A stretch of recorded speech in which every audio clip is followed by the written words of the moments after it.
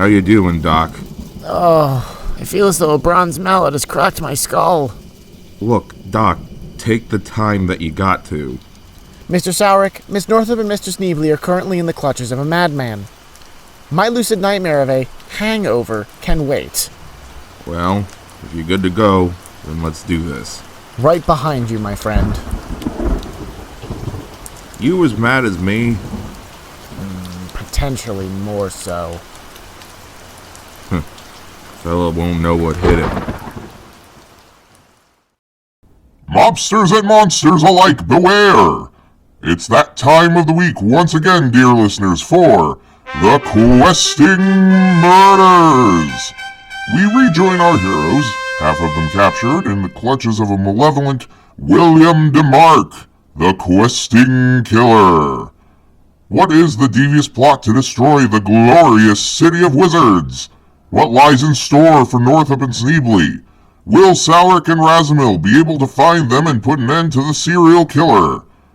Tune in and listen, friends, to find out.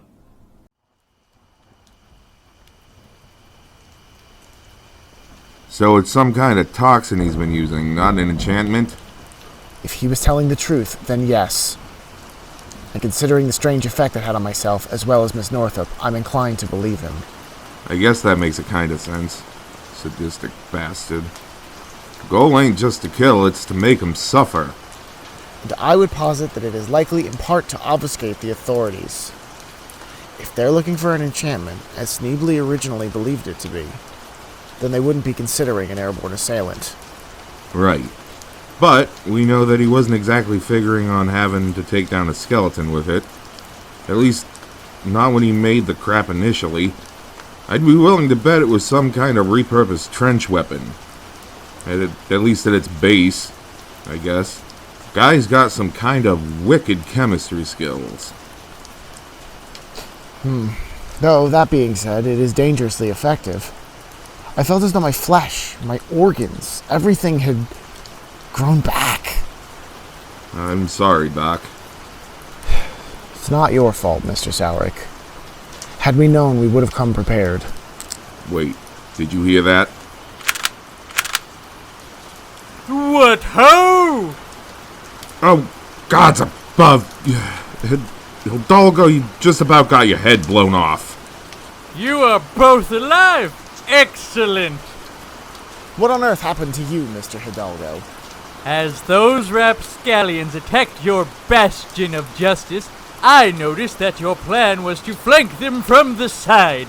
I sallied forth from an open window atop the second floor and made my way around to the other side. Alas, by the time I was able to wind my way through the city's serpentine back alleys, the battle was already concluded. Well, I guess that explains that. How'd you find us? I captured one of the vile villains who attacked us. Beneath my holy blade, his tongue did not hold for long. Ha ha ha ha! Is the fella dead? Nonsense.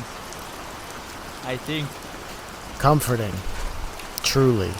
Well, come on, pal. Your guy captured Northup and Sneebs, and we gotta find him. And his lair is what my prisoner revealed to me. Forward, brave heroes, and follow me. Into the shadows, and into the fray! Well, lead the way, fella. To the bitter end. We'll be back after a message from these sponsors. Ladies and gentlemen, I think we all agree that there's nothing quite like the feeling of love.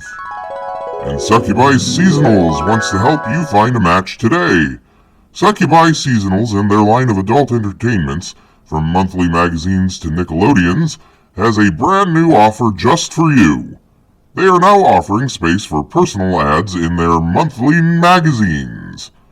For just 50 cents, you can write 50 words and find the love of your life today. That being said, folks, keep in mind that there is no guarantee on the part of the companies that you will find the person you're looking to put a ring on. But hey, if you can't trust a succubus to find someone for you, who can you trust? Succubi Seasonals. devilishly delightful desires for devoted darlings. And now, back to the show. Ugh. Ow.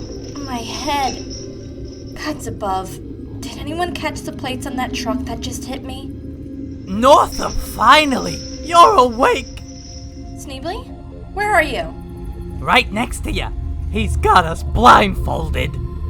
Great. So we don't know where we are. That's not entirely true. We know we're at the Questing Killer's digs. Wherever that is. Ah, good. You're both awake. There you are! Let me down and get this blindfold off of me, or I'm gonna break your kneecaps! Why are you even doing this? According to Hidalgo, you want to get rid of all non-humans. You can't do that even if you kill dozens of people for 100 years. Oh, of course. That prattling idiot. Of course the Order sent him after me. What a joke. You can't win this! Oh, you poor naive fools. I'm not going to do anything more than I must, and I will go to my gods knowing that I have paved the way for a better future. Ah, yeah, better future. He's bonkers, Northup. Don't bother. Sneebly? Sneebly! Are you okay? I don't have to kill every single orc, troll, and elf. Apparently my colleague dangerously downplayed my goal. It's still murder. It is justice. It's order. It is unavoidable. Did you know that there is a leading theory that we aren't alone? This meager existence, this universe, it's all a single grain of sand in a multiverse of possibilities. Did you know that there are entire worlds out there beyond the barrier of space-time that are home to just humans? That sounds boring as hell. Not at all. Imagine the possibilities. Imagine what a world might do when united like that. A single species. I have been granted visions of these places. The problem, of course, is that the humans of these alternate realities don't realize what life could be like. How war can truly function. They squabble amongst each other just as we do. But our world, we already know how it is to fight monsters. What is your major malfunction, DeMark? Even if there are worlds out there that have alien humans on them, it's not our world. The people you're talking about exterminating are people. They have feelings and emotions, and they hurt and cry and laugh. You can't possibly believe. Oh, of that there is no doubt.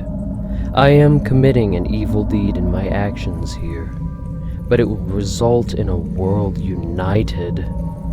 That's insane. No one's going to believe. The Mechanist Wars, my lady. It takes little to no effort to motivate the disparate species and races of this world into war.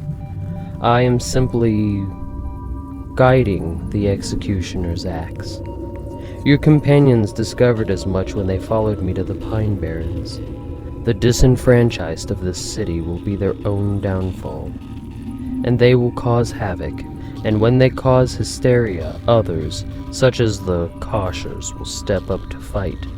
Truth be told, I don't much care for them. So why work with them? A tool, of course. They want an excuse to march to war, and I will help build them up. After Thaumopolis has expelled or killed every monster, goblin, troll, orc, ratman, giants, then it will fall to the elves and the dwarves, and one way or another, they will turn on each other. I am granting what the Second Mechanist War should have been, a war to end all war. The last conflict, and when humanity rises from the ashes, alone and bleeding, then they will be unstoppable. Gug, what happened? Was I drinking last night? Stop it! You're hurting him! I've yet to kill a goblin. But first, I must run some tests and prepare for your friends. Now, be as honest as you can. What do you feel with this dose of toxin?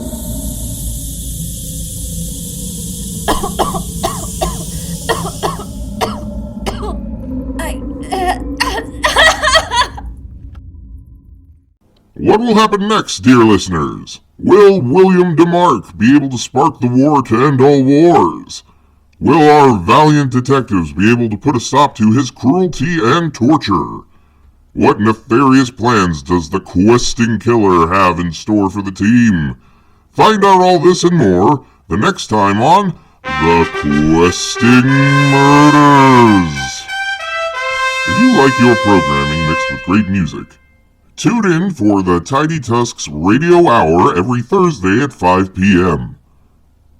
Here's a show that promises to keep Thursdays from dragging on.